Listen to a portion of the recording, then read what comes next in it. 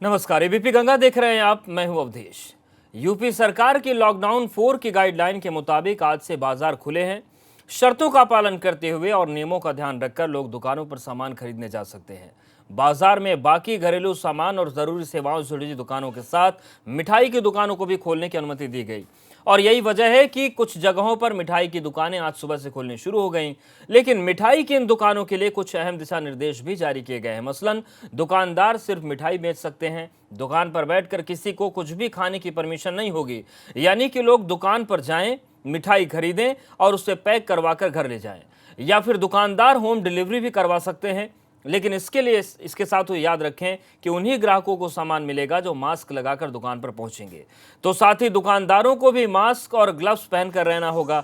अब इतने सब एहतियात के नियमों के बीच एक सवाल भी लोगों के जहन में है कि कहीं घर बैठे आ न जाए कोरोना। और इसी पर चर्चा के लिए हमारे साथ कुछ खास मेहमान जुड़ रहे हैं। हम सीधे रुक करते हैं। हमारे साथ निरुपमा सिंह जी जुड़ रही हैं, डाइटिशियन है SGPGI में, और डॉक्टर स्वाति माहेश्वरी जुड़ रही हैं, डॉक्टर हैं। आपका भी बहुत स्वागत है।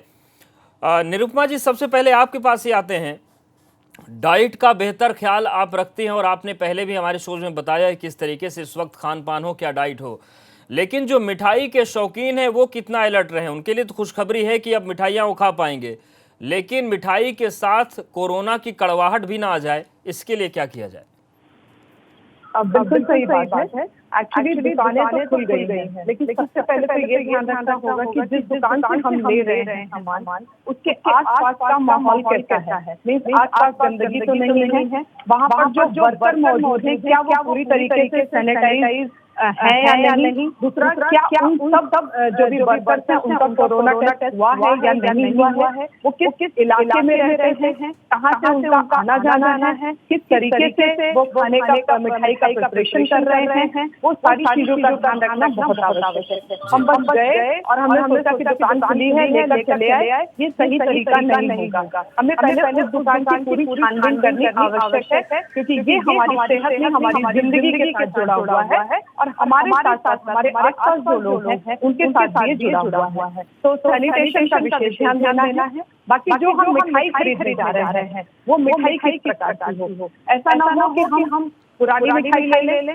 ये पता कैसे चलेगा कि पुरानी मिठाई है या ताजी बनी हुई मिठाई है? इसके लिए एश्योरेंस होना चाहिए। जैसा कि आपने अभी कहा कि गाइडलाइंस दी गई हैं, उन गाइडलाइंस में एक चीज बहुत महत्वपूर्ण, दुकानदारों को ध्यान देना पड़ेगा कि बासी सामान ना बेचें, इसलिए वो कम से कम सामान बनाएं, ड्राई मिठाइयां बनाएं। बिल्कुल, ये बहुत महत्वपूर्ण चीजें हैं कि दुकानदार क्या करें और ग्राहक क्या करें, ये भी हम आपसे समझेंगे। डॉक्टर स्वाति जी भी हमारे साथ जुड़ी हैं। डॉक्टर स्वाति जी, सवाल यही है कि मिठाई की दुकानें अब खुल गई हैं, लेकिन अब जो दुकानें खुली हैं इसमें किस तरीके से ध्यान रखा जाए, किस तरीके से ख्याल रखा जाए और कैसे उन मिठाइयों को घर लेकर आएं?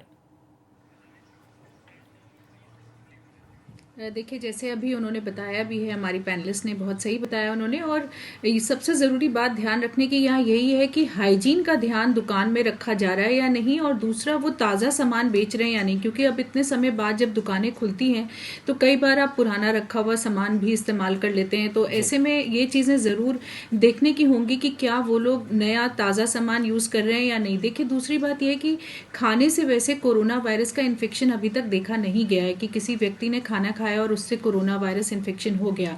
लेकिन अगर हाइजीन का ध्यान न रखा जाए तो जरूर कोरोना वायरस इन्फेक्शन हो सकता है। इसलिए हाइजीन का बहुत सख्ती से ध्यान रखना जरूरी होगा। दूसरा, आपको ये भी देखना होगा कि जो ये मिठाइयाँ वगैरह आप खरीद रहे हैं, जिन डब्बों में आप ला रहे हैं, क्या वो डब्बे आप उसको जो है डिस्कार्ड करिए। ऐसा मत करिए कि उन डब्बों को आप अंदर घर के अंदर ले आए। तो एक ये एहतियात भी बरतना जरूरी होगा। दूसरा, जो आप वहाँ करेंसी डीलिंग कर रहे हैं उसका भी आपको ध्यान रखना होगा। दुकान में जिस तरह से आप वहां पर अगर करेंसी दे रहे हैं और वहां से अगर करेंसी ले रहे हैं तो उस करेंसी को भी घर में लाकर कम से कम 24 घंटे के लिए आप उसको यूज मत करिए। और बार बार हाथों को धोना ध्यान रखिए। कहीं से भी आप कुछ भी खरीदते हैं तो 2 बातों का बहुत अच्छे से ध्यान रखिए। एक तो उन गंदे हाथों को आपको अपने आंख, नाक और मुंह में नहीं लगाना है, क्योंकि ये इन्फेक्शन वहीं से अंदर घुसता है। दूसरा, आपको जितनी जल्दी मौका लगे आपको अपने हाथ साबुन और पानी से धोने हैं, ताकि अगर कहीं आपने ऐसा कोई सरफेस टच किया है जो संक्रमित है तो आपको संक्रमण लग सकता है। इसलिए जितनी जल्दी आप या तो सैनिटाइजर का इस्तेमाल करिए या हैंड वॉश करिए, इन 2 बातों का ध्यान रखिए। तीसरा एक ज़रूरी बात ये भी होगी कि इस वक्त आप कोशिश करके अगर बाहर का खाना खाना ही है और ख़रीदना ही है तो ऐसी चीज़ें खरीदिए जो बहुत गर्म होती हैं, यानी कि जो गरम गरम बनी हुई चीज़ें होती हैं उनसे इन्फेक्शन होने के चांसेस कम होते हैं। और जो समय से रखी हुई चीज़ें होती हैं उनके ऊपर हमने पहले भी देखा है कि खाने के सामान से केवल कोरोना नहीं, बहुत तरह की और बीमारियां होती हैं। लोगों को डायरिया होता है, कॉलरा होता है और भी कई तरह की बीमारियां हैं जो खाने से होती हैं। और ऐसे में क्योंकि इतने समय से दुकानें बंद हैं, अचानक से अब दोबारा से सब जगह काम शुरू हो रहा है, तो बहुत ज़्यादा एहतियात की ज़रूरत होगी और इन बातों को ध्यान रखना बहुत ज़रूरी होगा। तो एकदम से जोश में ना आए, थोड़ा वेट करें, समय लें और सारे प्रिकॉशंस के साथ ही जो भी आप बाहर से लेना चाहते हैं वो प्रिकॉशंस के साथ लें। बिल्कुल। निरुपमा जी, जिस तरीके से पूरी तस्वीर, इसमें अब यही जानना चाहेंगे, जैसा कि डॉक्टर स्वाति जी ने बताया कि मिठाई की दुकान में अंदर जाने से लेकर मिठाई को घर तक लाने तक कई चरणों में हमें सुरक्षा का ख्याल रखना पड़ेगा, तभी वो मिठाई सुरक्षित रहेगी। इसको लेकर कुछ टिप्स दीजिए कि कैसे सुरक्षा बनी रहे।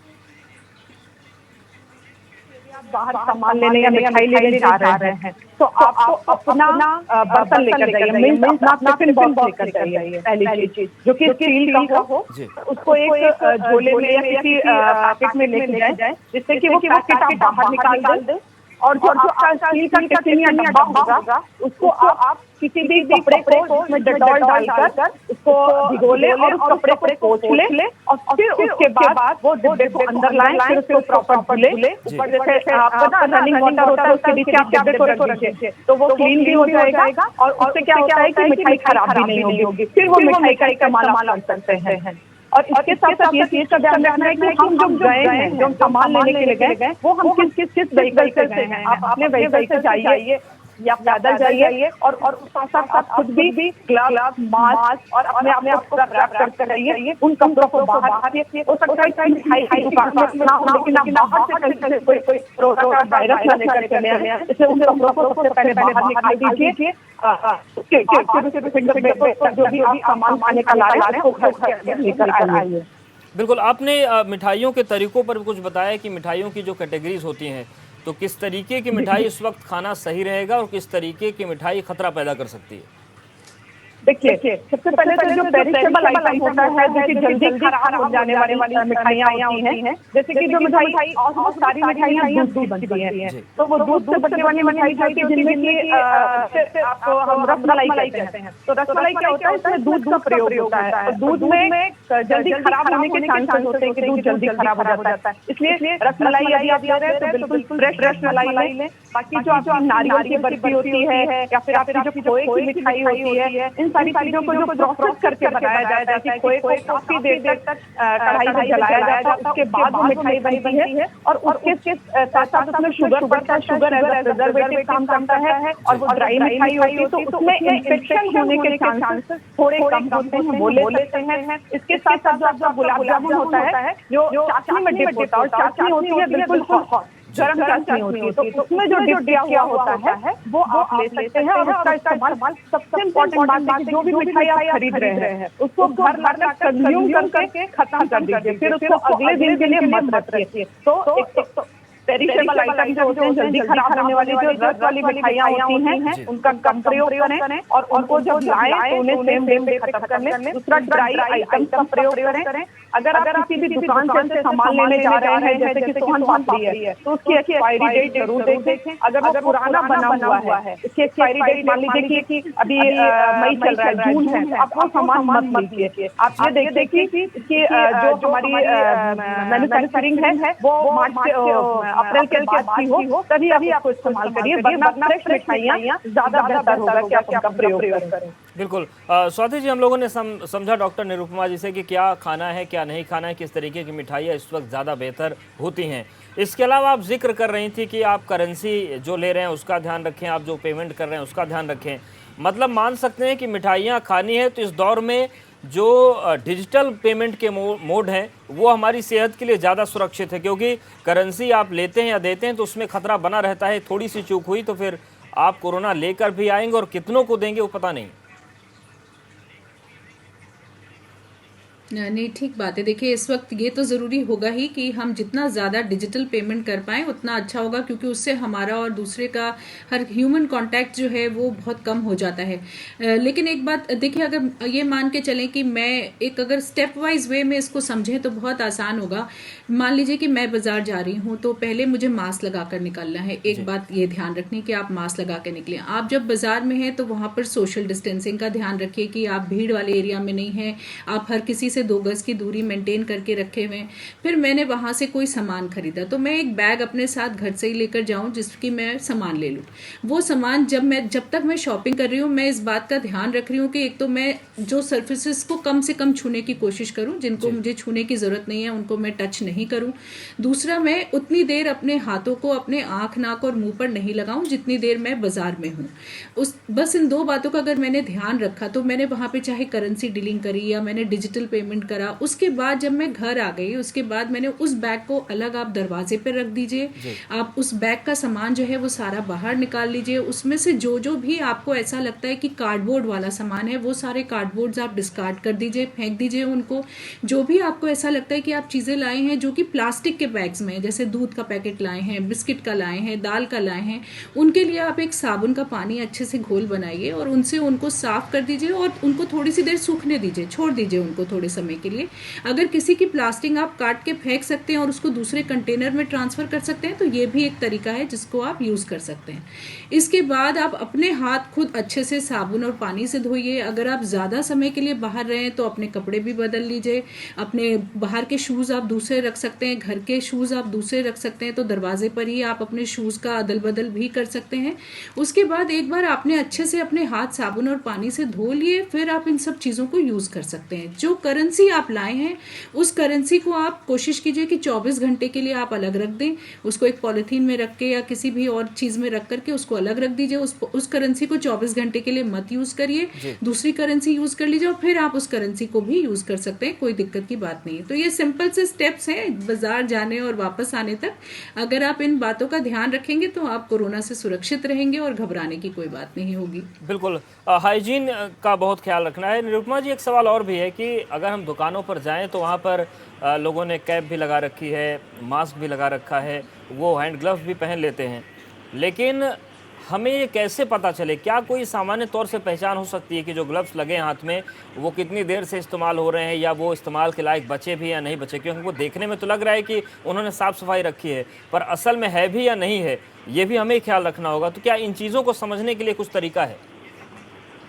जी हाँ, एक्चुअली देखिए, जो ये मिठाइयाँ बनती है या जो रेस्टोरेंट होते हैं जहाँ पर फूड प्रिपरेशन होता है, यहाँ पर जो ग्लव्स को इस्तेमाल करते हैं वो एक तो जब ज्यादा देर इस्तेमाल कर रहे होते हैं तो वो गीले और गंदे हो जाते हैं। पहला निशानी तो ये है, यदि हमें लग रहा है कि वो गीले हैं और गंदे हैं तो उनको निकलवा कर उनको हटा देना है। दूसरा क्या है कि जो भी सर्विंग कर रहा है, जो भी कुकिंग कर रहा है, कुकिंग का बंदा अलग होता है, सर्व करने वाला अलग होता है, करेंसी देने वाला लेने वाला अलग होता है दुकानों पर, लेकिन कहीं पर सारी चीजें एक ही व्यक्ति करता है। तो उस चीज का ध्यान रखिए कि जो वो प्लास्टिक के जो पॉलिथीन के ग्लव्स आ रहे हैं बहुत सेफ से नहीं होती है, प्लास्टिक बहुत सेफ नहीं होती है, लेकिन उन ग्लव्स का इस्तेमाल तुरंत करें पहले और सामान दें और फिर उनको डिस्कार्ड करें। ये एक सिस्टम डेवलप करना पड़ेगा हर दुकानदार को और लंबे समय तक सेल्फ डिसिप्लिन भी लोगों को लाना पड़ेगा कि हम यदि बहुत देर से ग्लव्स पहने हुए हैं और बहुत देर से इस्तेमाल कर रहे हैं तो इनको हटा दें, वरना इन्फेक्शन होने के चांसेस बढ़ जाते हैं। दूसरी चीज क्या है कि जब हम कुकिंग कर रहे होते हैं वहां पर ये जो प्लास्टिक के ग्लव्स होते हैं इनका प्रयोग नहीं करते हैं, बिकॉज वो हीट के कांटेक्ट में आकर वो हाथ जला सकता है। तो उस समय ध्यान रखना है कि जो कपड़े वाले ग्लव्स होते हैं जो मोस्टली हम माइक्रोवेव इस्तेमाल करते करते हैं उनका प्रयोग करें और उन लोगों को जो लोग कुकिंग कर रहे हैं वो कुकिंग एरिया में ही रहें, वो बाहर की तरफ ना आए, जिससे उनका बाहर के लोगों से मिलना जुलना कम हो, सोशल डिस्टेंसिंग मेंटेन रहे, जिससे कि उनको किसी प्रकार का जो कुकिंग कर रहे हैं वहां से कोई इन्फेक्शन आने के चांसेस ना रहे। जो सर्विंग ट्रे लेकर आ रहा है, जो मिठाई की हम स्पेशली बात कर रहे हैं आज, जो सर्विंग ट्रे लेकर व्यक्ति आ रहा है वो ग्लव्स पहनकर आए और वो ये ध्यान रखे कि ये जो ग्लव्स है ये सर्विंग करने के बाद ट्रे निकालने के बाद रख दें, फिर दोबारा जब जाए तो फिर उसका इस्तेमाल करें। और जो दे रहा है सबसे इम्पोर्टेंट रोल का है कि वो हर बार उसको अगर 6 लोग 10 लोग खड़े हुए हैं तो उनको सामान देने के बाद फिर वो ग्लव हटा दे, फिर उस ग्लव का इस्तेमाल दोबारा नहीं करे, या उनको वॉश करके अगर वो वाले रबड़ वाले जो होते हैं, स्किन वाले जो होते हैं वो ग्लव्स हैं तो उनको साबुन के घोल में डाल दे और फिर उनका इस्तेमाल अगले 24 घंटे बाद करते हैं। मगर ये थोड़ा सेल्फ डिसिप्लिन दुकानदारों को भी करना पड़ेगा। जी बिल्कुल।